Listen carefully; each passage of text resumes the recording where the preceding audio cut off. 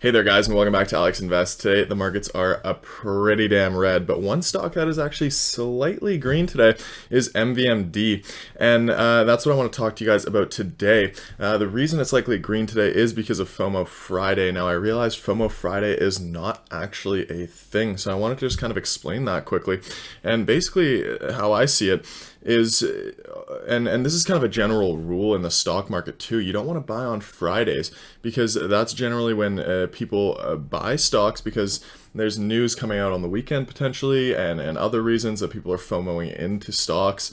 And then Monday we come back down on no news, etc. But that's kind of become especially true, I think, lately, because of just kind of the market environment. Everything's all about hype these days, right? What's kind of trending, and those are the kind of the stocks that do really well. So when you look at a stock like MVMD, which is so news dependent, and we're waiting for some kind of trial news, some kind of partnership news, etc., you really do kind of see, and you see a similar thing with heat often, especially before we had that Inigo deal announcement. We saw every Friday we would come up, and then every Monday we would come back down, and that's when you wanted to buy, right, on the Monday. So I did pick up some MVMD today, this morning, when we were kind of at that $1 level, flat $1, and about I think 1,500 shares or so, so not too many, but I did that because I do think we might see some news soon,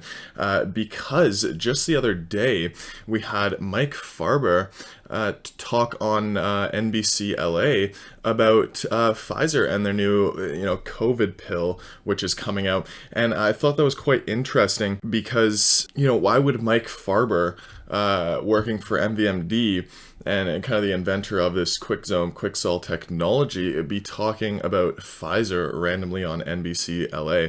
And I think it has to do with the fact that we might actually see them working together here soon on this COVID pill. It could be an ivermectin kind of solution here, because he talks about how they have that solubilized intravenous injection format, and then they also have that pill format, and that is exactly what MVMD is doing right now with ivermectin for in order to treat COVID, right? So very, very interesting. He didn't really mention anything to do with MVMD or that they're working together, etc. And obviously he can't mention that because it's not really public information yet. But I did think it was very interesting, and I'm quite bullish on the fact that it was Mike Farber talking about Pfizer and this new COVID pill, just because why wouldn't they have someone from Pfizer be talking about the COVID pill? Why is it Mike Farber from MVMD, from Ontario, talking about this COVID pill for Pfizer? So maybe we see a license agreement there soon. If we do, that would be huge news, and that is why I did actually end up buying shares on Fomo Friday. But it was kind of before we came up, right? So that is the first thing there. And it's funny because just the other week I was actually thinking about how wouldn't it be so great if MVMD could get a license agreement with Pfizer. And I was specifically thinking about kind of their quick zone technology here more, and for that cold chain aspect. But I was specifically thinking about Pfizer, so that makes me even more bullish, the fact that we're actually seeing Mike Farber talking to NBC about Pfizer. So very interesting, and I'm excited to see what is in store for us there. Now, the next thing I wanted to mention is I finally got a chance to check out the subreddit of MVMD on, obviously, Reddit. And first of all, I want to say thank you guys for sharing my content there, and just in general for sharing my content kind of around the internet. It is very much appreciated by me, so I just wanted to say thank you first of all. And secondly, actually, after looking at the subreddit, it gave me quite a few ideas of what to kind of talk about today about MVMD, right? And the first one is, I just want to make it very clear that I do not get paid for my MVMD videos. I don't get paid for any of my videos. None of the videos that I do are sponsored. I did do one sponsored video, and it was basically close to the beginning of my channel. and it was on Next Innovations. I have sold that position since I think I sold around the 3.7 level, but that was the only promotional video that I've done on this channel. Everything else is just what I'm invested in, what I believe in about stocks that are going to do well. So just wanted to make that very clear. Now, the other thing is, people, I hear a lot of kind of talk about how Mike Farber and Dennis Hancock are frauds, and that they, they're just lying to us as investors, and all of this. And I understand where those people are coming from because of the short report, right? People are reading that short report and they're seeing it and they're saying, oh, yeah, they must be frauds because Mike Farber has had these past companies doing similar things, etc. I get it. I do. I understand. But there's something else that you guys have to understand about, Mike Farber's kind of past endeavors here, working on the similar technology of the quick zone, quick sol, kind of in the similar field, right? He uses that same technology, and he's used that in some of the past kind of endeavors, like Vital State, right? And that was one of them. And what I want to say about that is it's very difficult to start a company from scratch and have it successful, even if you have a great idea, even if you have a great product, even if you have great technology. There's still the large aspect of kind of the way of doing business. How do you sell your product? How do you sell your technology? And kind of the business relations that you need in the background can be a hit or a miss, and kind of be vital to whether or not your company is successful. And I'll give you guys an example with one of the companies that I helped start with my dad. So basically, my dad invented this bracket to hang floating shelves, and it was great technology. It works super, super well. And it's been about 5 years ago when he first sort of invented this product, right? And the first 2 years where he was trying to sell, his new bracket, which works way better than anything on the market currently. There's nothing really out there good for floating shelves other than this product. And yet there was basically no sales coming in, even though the product was fantastic. Everything worked on it, right? But the marketing was missing. The business sense behind it was missing. And those first 2 years there, like I said, there was basically no product sold. But after that, my dad hired a CEO, and that's really when we changed the name of the company. We came up with a whole new business plan, and now big revenues are coming in every month. There's good sales every month, but it really did take those first 2-3 years to figure everything out, to get a business plan going, to really understand the market and the marketing and the business plan needed in order to execute on, this product, which is a very, very good product. The issue was never the product. The issue was the business plan behind it. How do you sell it, right? And so we've moved to a fully online business model, essentially.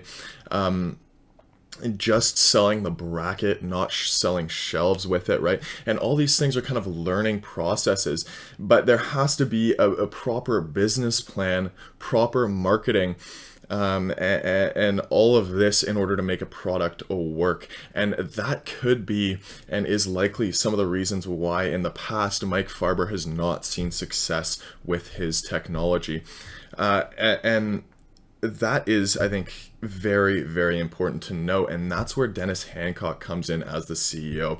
Our CEO really helped with that business plan, really helped to kind of further along the process. Even though the product was good, you still need that business sense. And we're seeing Dennis do the same thing here with kind of his business plan of licensing out the technology, of marketing this technology so that people know about it, so that people hear about it. For example, like Pfizer, right? So the product is about half, or the technology is about half of it, and the other half really is that business plan. And now we're seeing a similar thing here, like with the company that my dad started, where we've got my dad is like Mike Farber and our CEO is like Dennis Hancock, right? They needed that combination really to make the whole thing work. And I think we're seeing the same thing here in MVMD. We got Mike Farber, on the technology side, on that innovation side, that product side, being able to,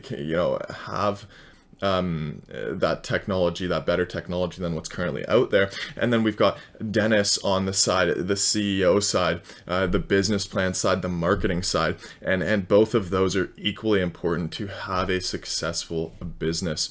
So I don't think they're frauds or anything along those lines.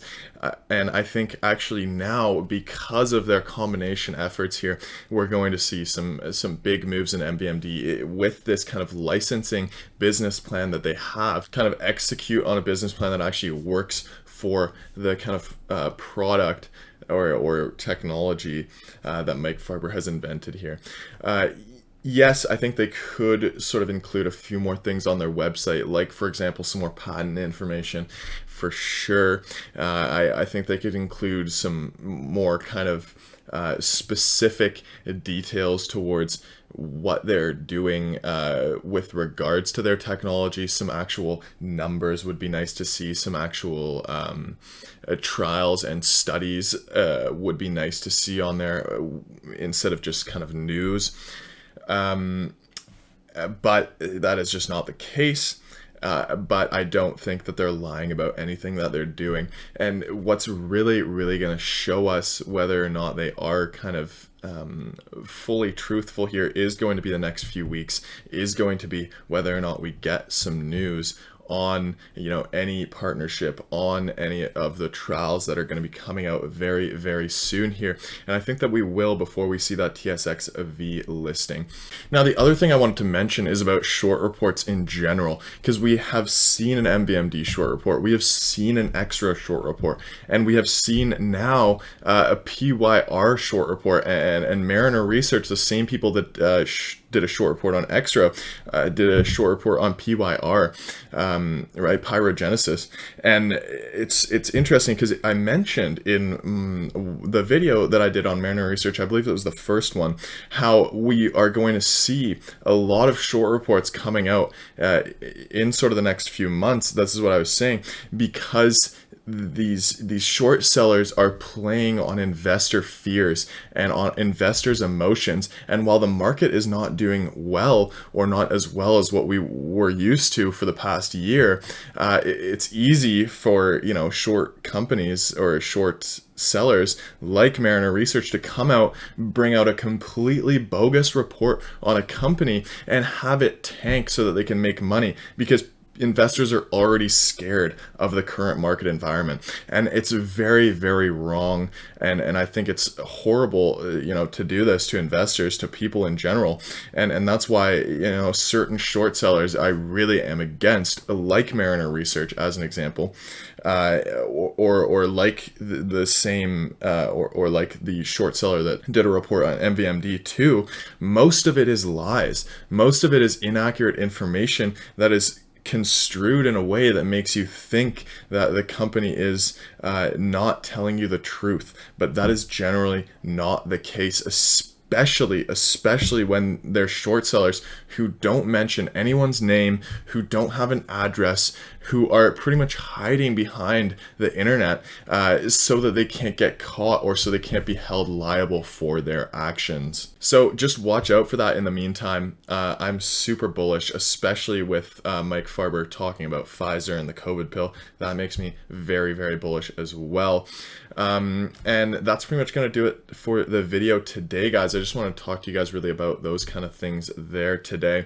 The last thing I did want to mention is that you guys can feel free to post anything you want in the comments section, as long as it has some kind of merit or some kind of factual argument or something along those lines. Criticism is totally okay with me, helps me make better content for you guys as well. So, you know, feel free to really post whatever you guys want. I'm not going to take it off unless it's offensive, you know, not necessarily towards me even, but offensive towards, you know, any group of people or anything like that. Then yes, of course I will remove it. But other than that, I'm a very, very open person, and I'm really happy to kind of, you know, it's the internet. Everything, you should be allowed to say whatever you want as long as it's not, you know, offensive to any kind of group of people or just really any offensive things in general towards each other or anything. Feel free, you know, to be offensive towards me. I don't really care, to be honest. So, but you know, obviously, you know, I would like to continue seeing nice comments from you guys too. But yeah, that's pretty much it. And other than that, I hope you guys have a fantastic day, and I will see you guys on a Monday. Bye for now.